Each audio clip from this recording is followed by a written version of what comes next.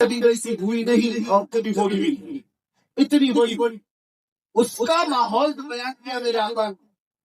یہ میرا بہت خاص نقطہ آپ کو سن کر جانا ہے۔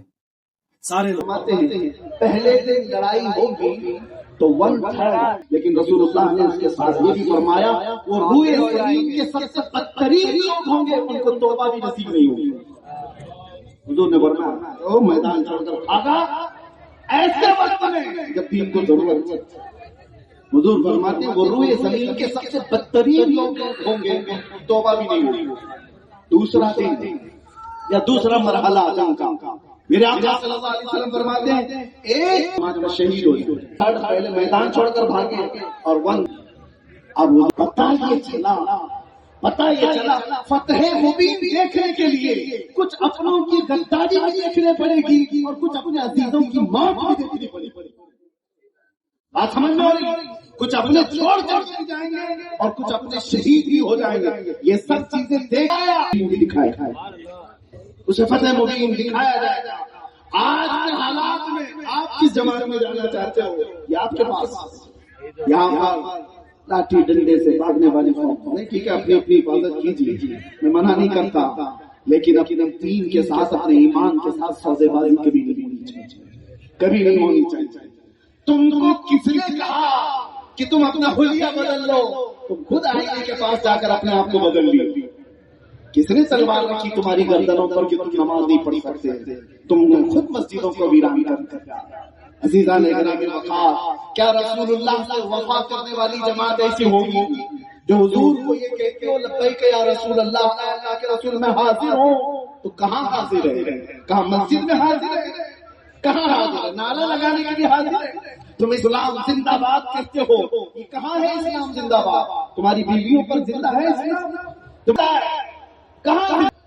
آپ اپنے گھروں سے اسلام کو زندہ کرو، سڑکوں پر آ کر کے نعرے لگانے سے نہیں اسلام زندہ، آپ کے گھر سے اسلام زندہ ہو، آپ کی بیٹیوں سے اسلام زندہ ہو، آپ کی بہنوں سے اسلام زندہ ہو، آپ کی بیویوں سے اسلام زندہ ہو، ارے تمہارے چہروں سے اسلام زندہ ہو۔ آج سڑک پر پکڑ کر کے کسی نوجوان کو پوچھنا پڑتا ہے کیا نام ہے تمہارا، تاکہ آئیڈینٹی ہو، اس سے بھی نہیں پتا چلتا، نام بھی اس نے ایسے ہی کامن رکھ لیا، بابو ببلو راجا، پتا ہی نہیں چلتا۔ پھر باپ کو پوچھنا پڑتا ہے، باپ کو پتا نہیں راجو باجو کیا، دادا کا پوچھنا پڑتا ہے، تب بھی پتا نہیں چلتا۔ ارے نادانوں بنا لیتے، دور سے دیکھنے والا کہتا مدینے والے کا غلام، دور سے دیکھنے والا پہچانے یہ مدینے والے کا غلام ہے۔ یہ علماء ذوی احترام جانتے ہیں، ہم اپنا لباس کہیں نہیں اتارنا چاہتے، ہم جس حالت میں ہیں اسی حالت میں دنیا سے جانا بھی پسند کرتے ہیں۔ نہیں فیل ہوتا اور نہیں فیل ہوتا، اور کیا فیل ہو، فخر فیل ہوتا ہے، دور دور تک بیٹھا ہوا بھی نظر اٹھا کر دیکھتا ہے۔ کیوں دیکھتا ہے؟ عجب لباس نہیں، اسے پتا ہے کس کا غلام، اور نہیں فیل ہوتا، فخر فیل ہوتا ہے۔ آپ حضرات کو بھی میں یہ کہتا ہوں، اگر محبت مصطفیٰ ہے تو ان گناہوں کو ٹھوکر مارو، آؤ میرے مصطفیٰ کی خدمت میں۔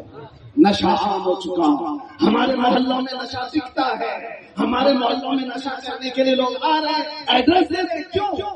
تمہیں پتا ہے نشہ سے جتنے اپنے آپ کو برباد کیے ہوئے نوجوان جیلوں میں بند ہیں، ہمیں جانتے ہیں، جن کی مائیں پیچھے روتی روتی، جن کی بہنیں، جن کی بیویاں، جن کی بچیاں، ان کے گھر اجڑ گئے تمہاری بری لت کی وجہ سے۔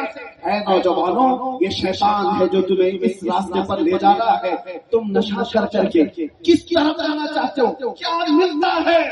یہ دیدہ و دانستہ ساری قوموں نے مل کر کے تمہارے پاس میں نشہ دیا ہے، اس لیے کہ دنیا کے کتوں کو پتا ہے یہ محمد عربی کے شعر ہے، ان کو نشہ میں سلاؤ تو اچھے ہیں، ان کو پاگل بنا کے رکھو تو اچھے ہیں۔ بہتوں کے لیے مسئلہ بن سکتا ہے، نشہ تم کو اتنا کرایا جائے، چھوڑ دو اس نشہ کو۔ اگر اپنے نبی سے محبت ہے تو آؤ، نشہ کرنا ہے تو کوکین، افیون، چرس، گانجا کا نہیں، عشق محمدی کا نشہ، محبت مصطفیٰ کا نشہ کرو۔ اس چڑھ کر کے بولتا ہے تو صبح سے شام تک، شام سے صبح تک اس کی زبان سے صرف اتنا ہی نکلتا ہے سرور کہوں کہ مالک و مولا کہوں تجھے، باقر خلیل کا گل زیبا کہوں تجھے۔ ارے کوئی آ کر کے اس عاشق زار کو جھنجھوڑ کر کے بھی کہہ دے میرے لیے بھی کہہ دو، ارے میرے لیے بھی کوئی شعر بول دو، دیکھ آتا ہے پھر بولتا ہے میں گدا ہوں اپنے کریم کا، میں گدا ہوں اپنے کریم کا، میرا دین پارے نہ نہیں، بولوں گا تو صرف اتنا ہی بولوں گا، وہ کمال حسن حضور ہے کہ گمان نفس جہاں نہیں، یہی پھول خار سے دور ہے، یہی شمع ہے کہ دھواں نہیں، جس کی صبح جس کی شامیں جس کی راتیں۔ ارے ایک آدمی نے گلاب کا تحفہ کیا پیش کیا اعلیٰ حضرت امام احمد رضا کو، عشق محمدی کا نشہ کیا ہوتا ہے، محبت مصطفیٰ کا نشہ کیا ہوتا ہے، جب وہ چڑھتا ہے تو ہر جگہ محبوب ہی محبوب نظر آتا ہے۔ گلاب جس نے پیش کیا، لوگ تو ہمیں بھی پیش کرتے ہیں، آپ کو بھی پیش کرتے ہوں گے، مگر ایک عاشق زار دیکھتا ہے اور کہتا ہے یہ گلاب جس کو تم نے دیا ہے یہ صبح کھلتا ہے شام میں مرجھا جاتا ہے، میں اس گلاب سے محبت کرتا ہوں جو کبھی مرجھاتا نہیں ہے۔ اور پھر کہنا شروع کر دیا سرتاب قدم ہے تنے سلطان زمن پھول، لب پھول، دہن پھول، زخم پھول، بدن پھول، واللہ جو مل جائے میرے گل کا پسینہ، مانگے نہ کبھی عطر نہ پھر چاہے دلہن پھول، کیا بات رضا اس چمنستان کرم کی، ارے صحرا ہے کلی جس سے حسین حسن پھول۔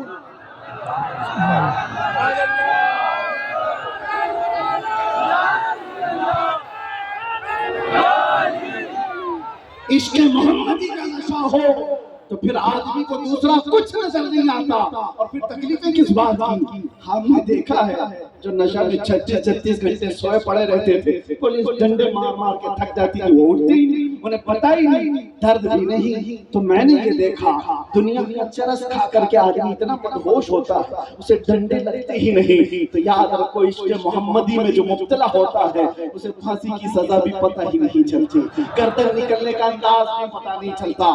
اسی لیے میرے عزیزوں تکلیفیں کس بات کی؟ عشق محمدی میں آئے تو بلال حبشی بن کر کے فخر کرے گا، عشق محمدی میں آئے۔ ایک بات مجھے بہت دل پہ لگتی ہے، جنگ احد میں 2 صحابہ رات کے وقت بیٹھ کر دعا کر رہے ہیں، ایک سعد بن ابی وقاص، ایک عبداللہ بن جحش، دونوں بہت قریبی یار تھے، بہت جگری دوست تھے، دونوں دعا کر رہے ہیں کہ کل جنگ کے میدان میں جانا ہے، اور دونوں کیا کہتے ہیں میرے بھائی میں دعا کروں گا تم آمین کہنا، پھر تم دعا کرنا میں آمین کہوں گا۔ سعد بن ابی وقاص نے کہا ٹھیک ہے آپ دعا کیجئے، عبداللہ بن جحش دعا کے لیے ہاتھ اٹھاتے اور یوں کہتے، سعد بن ابی وقاص پہلے وہ دعا کے لیے ہاتھ اٹھاتے اور کہتے اے اللہ جب کل میدان جنگ میں جانا پڑے میرے مصطفیٰ کے ساتھ میں رہوں تو میرا مقابلہ کسی بڑے طاقتور پہلوان سے ہو جائے، کبھی میں اس کو دائیں سے ماروں، کبھی بائیں سے ماروں، کبھی سامنے سے، کبھی پیچھے سے، اور اس کے بعد گرا دوں اور پھر کہوں لبیک یا رسول اللہ۔